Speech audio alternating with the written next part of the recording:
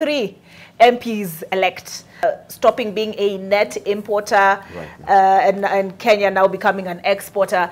Is there an understanding of the role of a member of Parliament? But before we get into that, Caroline, Prof, I wanted you to respond to this, the debate we're having about this handout culture. And how do we get out of it? Caroline said when we get to the point of development where I can feed my children without requiring that 1,000 shillings from Mheshimiwa, then we shall get out of this handout culture. Olive, it's good you brought this up because at the center of our fledgling democracy, I think a lot of people, both leaders and citizens, do not actually understand how our democracy is meant to work. Sadly, this even applies to the middle income. What do I mean?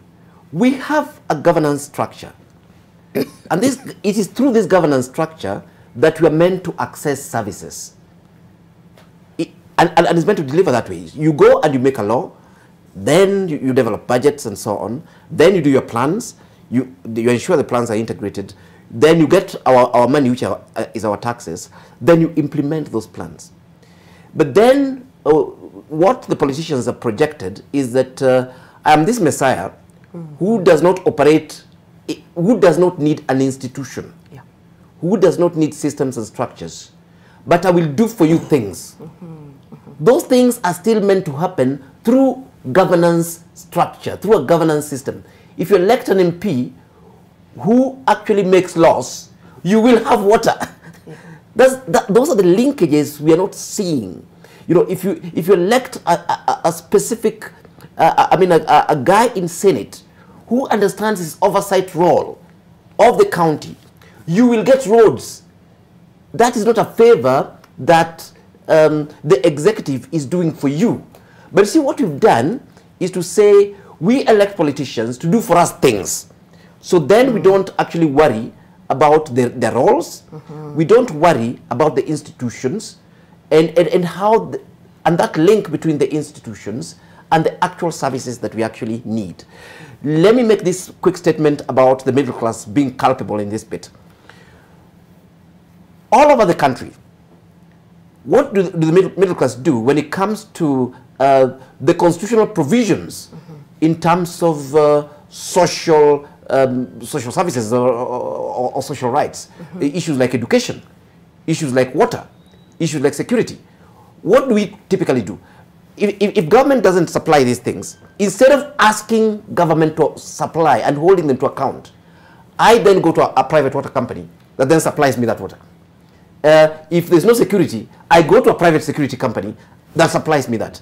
If the school system is not working, instead of asking where are my taxes going, do you have a problem with education policy, I go to the group of schools and take my child there.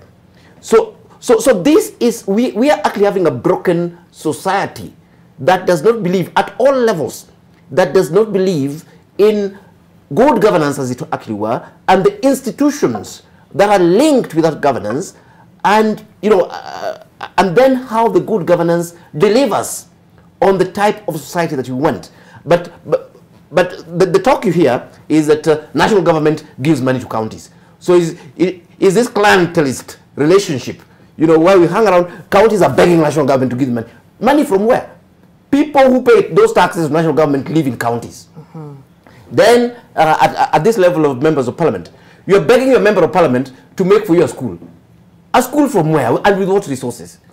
These are your taxes that you are actually getting and giving government, because government is meant to have created the institutions that can apply this efficiently.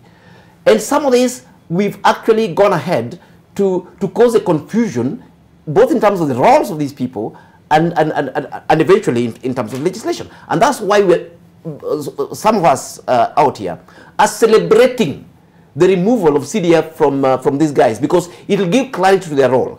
And to look at it positively, the only legislative house in Kenya that does not have anything to give is Senate.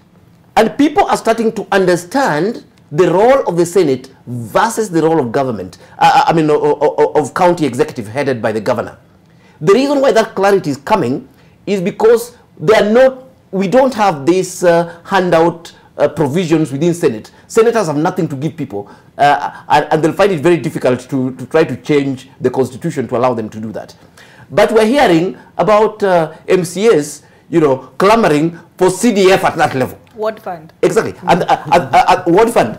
So eventually you end up conflating the role of the executive and the role of legislature, even at that particular level. And then with that, then the institutions start disappearing. And then now Omenya becomes, I hang around the village with a messiah syndrome. I'll build for you a clinic. As who?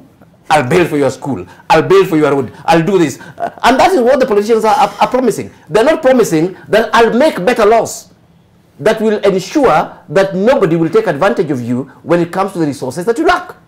I'll hold the government, county government to account to ensure that these promises that they made are actually delivered.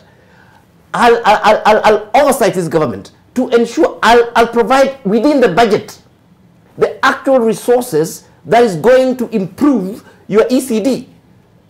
And I will actually hold the government to account, the executive to account, if they fail to deliver that, because the annual budget is actually a law that is passed every year. So my point, Olive, is that we have a situation where the law and the structure of how we govern ourselves and link with the services is clear, but as Dennis was highlighting earlier, because we bring in charlatans and goons whom the only qualification they have is that their pockets are full of ill-gotten wealth and wash money. These guys have no respect for the Constitution. They have no respect in terms of how we organize ourselves to be governed.